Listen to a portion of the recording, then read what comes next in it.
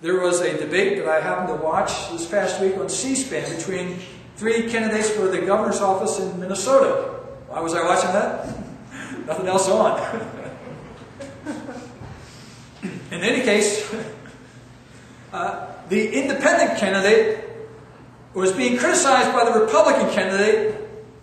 The Republican was saying that his policies would do this and that and the other. I don't remember what the details were. But then the independent candidate came back to him and said, here's the problem.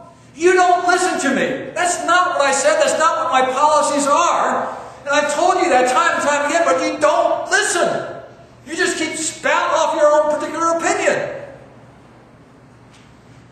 And that's the problem sometimes with some people. They don't bother to listen. Their minds are made up. Their ears are stopped. They know what they believe. That's it. It's settled. They're not going to listen to any other persuasions. Now, that can happen in politics. That can happen in business. Perhaps some of you, I'm sure, have had to confront people like that. They usually are the ones who own the business or your manager or something to that effect. In any case, you have people who are stubborn in earthly matters, but also stubborn in spiritual things as well. They don't listen. God's Word comes to them and explains itself rather plainly, rather clearly. But they've already made up their minds. They already have their point of view. They're committed to that point of view, and nothing will divert them from that. You can argue till you're blue in the face with them. They're not listening. Their mind is made up. They're going on in their way. They're stubborn. And that's what Isaiah has to deal with here in this 48th chapter. Stubborn people. When you look at this chapter, it's an amazing way in which Isaiah arranges the chapter. There are so many layers of theology here that one could explore. We don't have time for that. But let me suggest the following. When you look at this chapter, at the heart of the chapter is verses 12 through about verse 16, where Isaiah makes his plea. This is what he wants Israel to do. He wants them to listen, to pay attention. He's told them things in the past. They've not paid attention. He's going to do something new for them in the future. Now he says, I want you really to listen. Pay close attention to this new thing that I'm doing for you. And he's going to write it all out for them so that it's as plain as day. You can't miss it. He wants them to listen. That's the heart of this chapter. He's got something new that's coming in the future. He wants them to pay attention.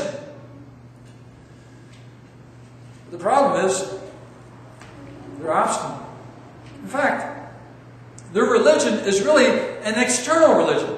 It's an outward religion. It has not made any real impact on their hearts. Their hearts are not in a right relationship with God. They come and go through the motions without themselves having a living, vital relationship with the Lord. Look at how Isaiah describes them. In the first 2 verses, he tells us who it is that he is addressing. And he does it making use of these rhetorical triads, these multi-perspectives in which he addresses the people of God. They are the house of Jacob, those who go by the name of Israel, those who come from the line of Judah. It's the people of God viewed in these different perspectives. Jacob, the origin and fount of the people of God, but one who had some sinful problems. Israel, who grew to know the Lord and embraced the promises of God and struggled with God. Judah, who trusted in the Lord, who praised the Lord, and yet is now very much the focus of God's work. God addresses these people who are called by these great names. And yet the fact of the matter is that these names in some ways are misapplied. They take these names on them in vain. The second half of the first verse, you take oaths in the name of the Lord and invoke the God of Israel. Here's another triad, incidentally. Oaths in the name of the Lord, invoking or praying to God, calling out upon Him through prayer, but not in truth or in righteousness. This third line interprets the two. and applies it. There are people who are not genuine and sincere in their relationship with God. They have an outward religion, but there's not a change of heart, an inward work of the Spirit in their hearts and lives. They go on and say, we're the citizens of the holy city and rely on the God of Israel. They take great pride in their positions as Israelites. They go to Jerusalem. They attend all the festivals and so forth. They go through the outward motions.